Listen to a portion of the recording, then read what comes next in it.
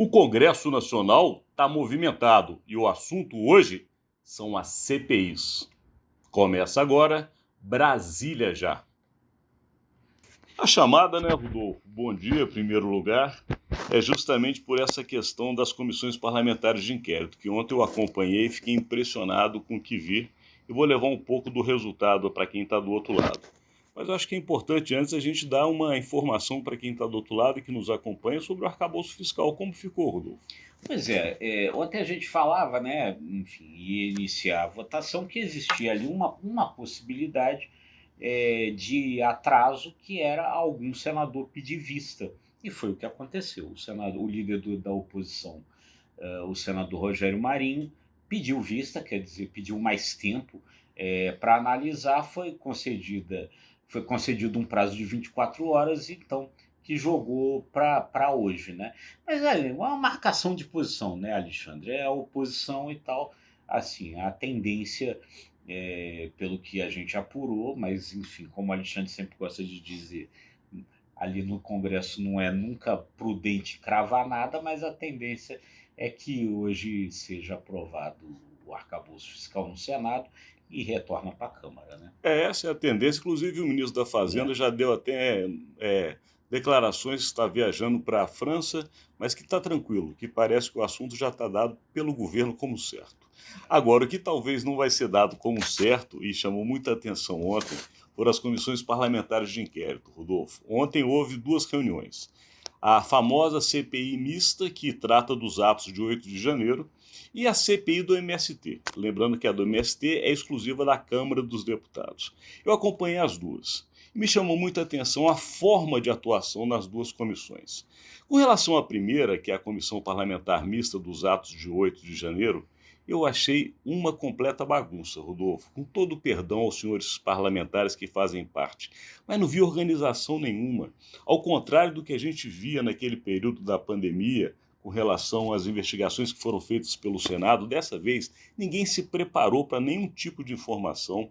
O Silvinei Vasquez, que era o todo-poderoso da Polícia Rodoviária Federal, que ontem ficou até tarde da noite no Senado, não mostrou muito a que veio, porque onde podia se pegar, tanto da parte do governo hoje, ou como se poderia defender da parte do antigo governo, não houve essa atuação, houve muito bate-boca, houve uma questão assim de até resvalou o desrespeito, coisas que não precisam ser vistas, mas de fato, investigação não houve.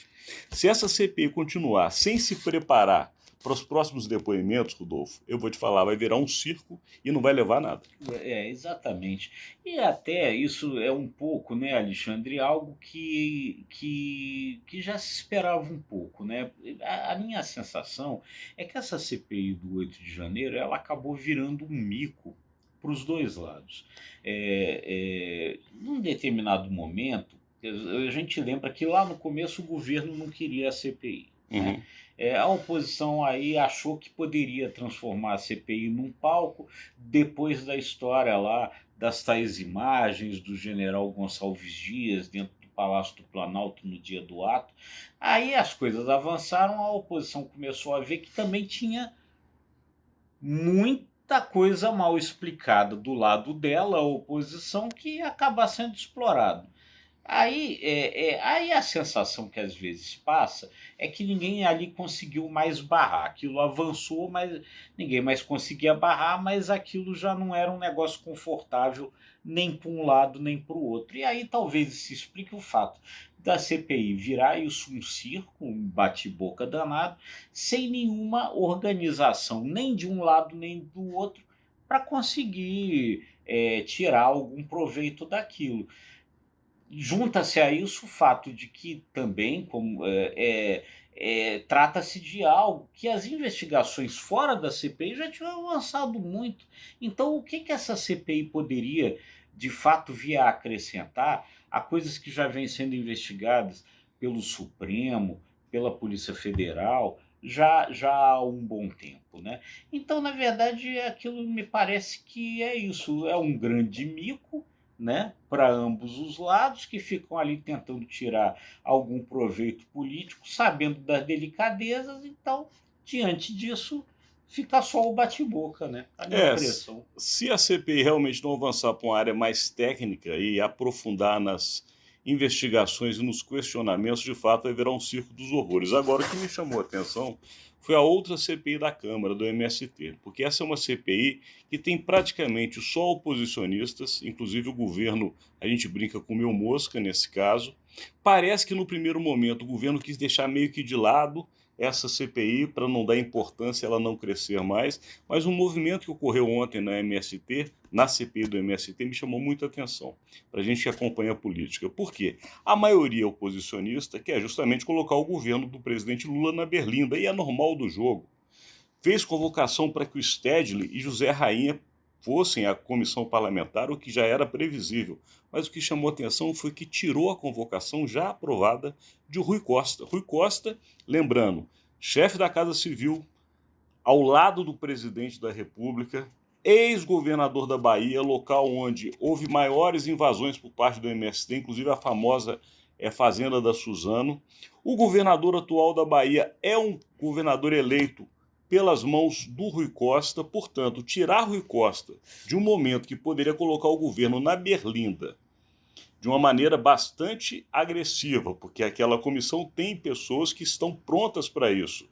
E, de repente, entre aspas, do nada, retira essa convocação, fala que será um convite para talvez o ministro ir em agosto. Ali chamou a atenção. Algum movimento houve nos bastidores para que houvesse esse arrefecimento. Não sei se houve um acordo prévio ou se os próprios integrantes da CPI estão acenando para o governo por algum acordo futuro. Mas que algo aconteceu para mudar esse rumo, com certeza. Sim, acho que você tem toda a razão. Ficou parecendo muito claramente ali que houve uma intenção, pelo menos nesse primeiro momento, de não envolver diretamente o governo com o MST, né?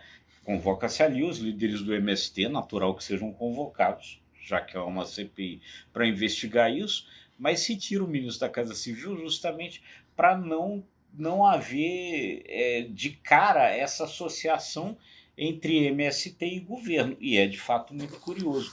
E talvez tenha a ver, viu, Alexandre, com um determinado momento que se comenta ali muito no Congresso, de trégua entre o governo e o presidente da Câmara, Arthur Lira, né, de conversas que teria acontecido nos bastidores, no sentido do Arthur Lira meio que botar um pezinho no freio, ou pelo menos tirar um pouco o pé do acelerador, para, enfim, dar uma arrefecida lá. E é o Arthur Lira quem manda ali naquela casa, a gente sabe. Então é muito possível que nos bastidores o que tenha acontecido ali nesse momento tem a ver com essa trégua que diz que o Lula teria conseguido antes de viajar para a Europa. A ver, mas temos que encerrar, mas antes vou passar, Rodolfo estava me esquecendo, um fato curioso, que só confirma, as festas juninas de fato estão no ar. E elas chegaram principalmente em Brasília. Sabe por quê, Rodolfo Lago?